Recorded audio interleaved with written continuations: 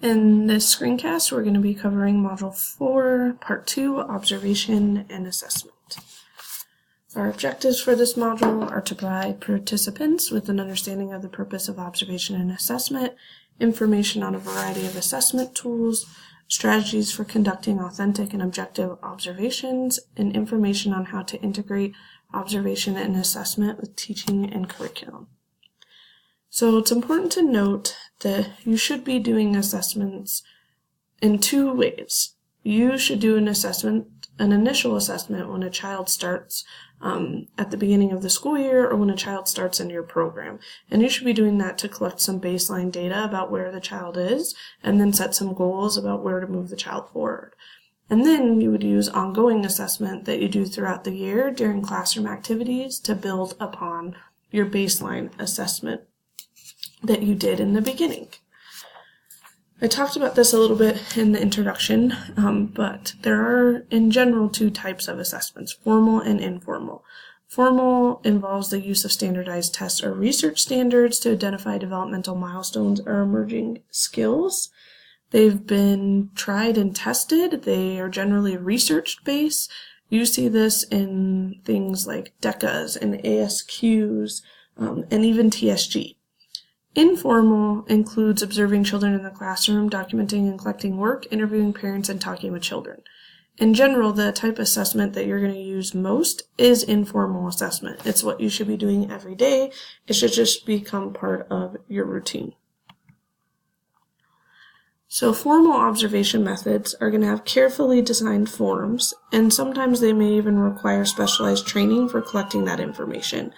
But they also might require specialized training for analyzing and interpreting the data, meaning not just anybody should be able to look at that and tell you what it is that you're getting from that. So I always think of TSG, which TSG is interesting because it is actually a formal and informal assessment in some ways, because the way that you collect the data is often informal, but it is a formal observation tool in the sense that it follows developmental milestones, that it is research-based, that it's been tried and tested. Informal is definitely going to be easier, and it's usually more appropriate for program planning. So you're going to use your informal data that you collected to help you with lesson planning, communicating with parents, and all that stuff. So before you do an assessment, there's some things that you might want to consider. You want to look at the type of behavior you want to record, the amount of detail that you need, who you will be assessing, are you looking at one child or a group of children, and the amount of attention needed. And because of this, you as a teacher are probably going to use a variety of methods for gathering information about a child. We also know that no one method is more effective or reveals everything, so you usually have to use more than one. And that will help you with having a more complete picture of the child, and it also reduces the possibility of error when you actually then turn around to evaluate that information. We're going to briefly go over the following types of assessments. We're going to look at anecdotal records, running records, samples, both time and event, rating scales, checklists, participation charts, and portfolios. And these are all informal assessments that teachers can use. They're tools that you can use when you go to do an observation. So the first one is anecdotal records. Anecdotal records often look like a paragraph, so about 5 to 7 sentences. The observation is completely open-ended, and really what you're doing is just writing down everything that you witnessed. It's like a story. It's gonna talk about who was involved, what happened, and where it occurred. It needs to be done promptly and accurately. So you need to be objective when you're doing this. And remember, the only thing that you're doing is looking at behavior. The nice thing about anecdotal records is it does not require any charts or special settings. So this is something that you could just be sitting playing with a child, have a notepad, and you start to write out your anecdotal record. Again, it's like a short story. There will be a beginning and a middle and an end to this. An anecdotal record is what you are actually going to do for homework this week. So you will practice watching a child and then writing up about a paragraph describing the behavior, describing the story of what happened during that time. You just remember you have to be objective. So there are some advantages and disadvantages to anecdotal records. The first is that this is by far the easiest method. It can also show evidence of growth and development, but because you're only taking a snapshot of time, there is the potential for inaccuracy and an incomplete picture of the child. So again, you should be doing anecdotal records, but you may also have to collect more information in a variety of other ways to get a complete picture of the child. So checklists, really this is recording the absence or presence of behaviors. So when you're doing a checklist, you're generally looking for certain things. So you will have a list of skills that you want to see, and you were saying they're either present or they're not. Although sometimes it can say things like always, sometimes, never, but in general, you're just making a tally or a check. Checklists can also be very long, or they can be very short, but the nice thing about them is that they can be designed for any developmental domain. So you could have a checklist around social and emotional skills, you could have a checklist around physical development skills, you could have a checklist around cognitive skills. And it's also nice because sometimes you can survey a group of children or one child, so you can get a lot done or a little bit done depending on your needs. However, checklists are usually going to be carefully structured, so I would not recommend going out and just creating your own checklist.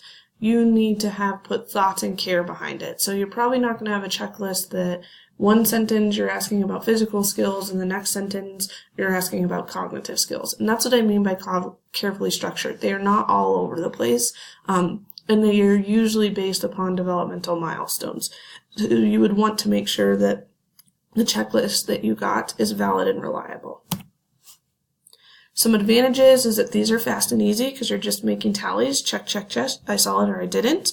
They're also easy to use and efficient and adaptable, meaning you can, like I said, get a checklist for social and emotional skills, a checklist for cognitive skills, but you are going to be missing detailed information because you're not actually jotting down what you're seeing. All you're doing is basically saying I either saw it or I didn't. And because of that, you may miss important aspects of behavior.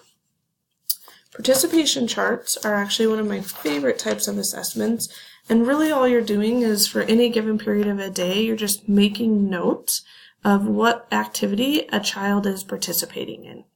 And this is helpful in the sense that you can determine activity preferences, or you can reveal that what the children is doing in the classroom isn't matching their needs. So for instance, we all have those kids who want to stay in the block area for the whole entire work cycle time or center time. And that's good, but you may note that if they're doing the same things over and over in the block area, that their skills, their developmental skills and milestones are not being reached. So then it would be your job as the teacher to figure out what it is that you need to do, either add an extension to the block area or help the child get interested in a different area of the classroom so that their needs are being met. A rating scale is almost similar to a checklist in the sense that you are just looking at a behavior and determining the level or degree to which a quality or trait is present. This does require judgment on your part because you have to determine if what you saw was, look at the rating scale up here, extremely comfortable or extremely uncomfortable. So you would be making a judgment about what is extremely comfortable and what is extremely uncomfortable. And so you have to be very careful with rating scales. But there are some advantages. They're short and easy to use. However, the disadvantages are that you may not have a good understanding of what the behavior is that you are rating, or it may mean something different to you than it does to the next person. And again, this would just be a snippet of information. And so you would need to use a variety of these tools again to build up your picture of what it is that you're trying to paint about a child. Running records are similar to anecdotal records in the sense that you're keeping a detailed narrative account of behavior and you're recording it in a sequential manner as it happens. These tend to be very rich in detail. They're focusing on all behaviors, not just one behavior. It does require a great deal of training because it's kind of time intensive, but you're also understanding not only what behaviors occurred, but the context in what they occurred. So they're a little bit more lengthy than anecdotal records, and usually you might do a running record for a whole entire day. So you might say at 9:15 this happened, at 10:02 this happened, at 11:15 this happened. So you're collecting a lot of information, and because of that, it can be very time consuming, and it only really works well for observing one individual. You couldn't do this for a whole group of children. And this is a type of observation where you would really need to be apart from the children in the classroom. We're going to go over the two different types of samples. And samples, time and event sampling, are essentially there to look at certain behaviors to discover how often, how long, or when a particular behavior seems to occur. So you'll see this a lot, time and event sampling being done with children who might be displaying challenging behavior. The first one is time sampling. So this is when you record the frequency of a behavior's occurrence over time. So you would be looking at a behavior, you would identify one behavior, and one behavior, that's the only thing that you'd be looking at. So say hitting is your behavior. And essentially you would provide a tally every time and note the time every time that behavior occurred. So sometimes you'll see time sampling forms that might say circle time, and what they've done is tallied how often hitting has occurred during circle time, or lunchtime, and how often hitting has occurred. Because if you can identify a time of day and a frequency, it can help you put supports in place for that time of day.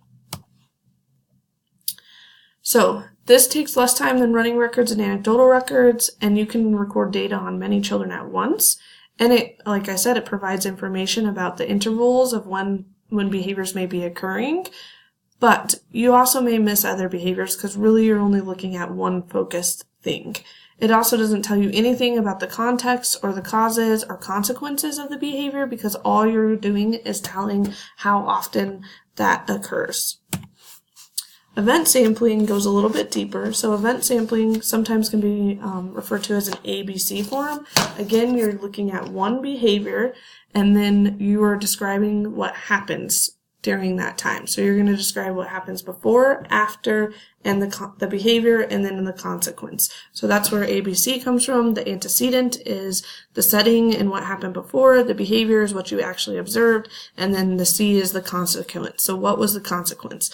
And this is helpful in the sense that it can tell you maybe what's triggering a child. And then also sometimes the consequence is actually reinforcing the behavior because the child, all behavior is communication, and maybe the child is getting what they want through the consequence. This can be used to study infrequent behaviors and note and catch them each time they occur, and it also gives you a little bit more information because you're looking at the setting and the before and after. Again, you're only focused on one behavior, so that is a disadvantage, and it doesn't give you as much detail as a running record or anecdotal record, but you're still going to get more detail doing it this way. Portfolios are helpful in the sense that really all you're doing is collecting information on a child's products and saving it over time. I used to do this when I was a preschool teacher, and I actually thought the parents really enjoyed it, so I collected work throughout the school year, starting from the very first day, and put it all together in a portfolio and gave it to the parents at the end. And this can actually be useful to a teacher too in tracking growth and development. So, keep this question in mind, but how does all of this information on assessment impact your classroom practices? Assessments help you make informed decisions about children and teaching. It should impact your curriculum. Having assessment data allows teachers to plan appropriately challenging curriculum in their classrooms. It helps teachers tailor instruction that is responsive to each child's strengths and needs.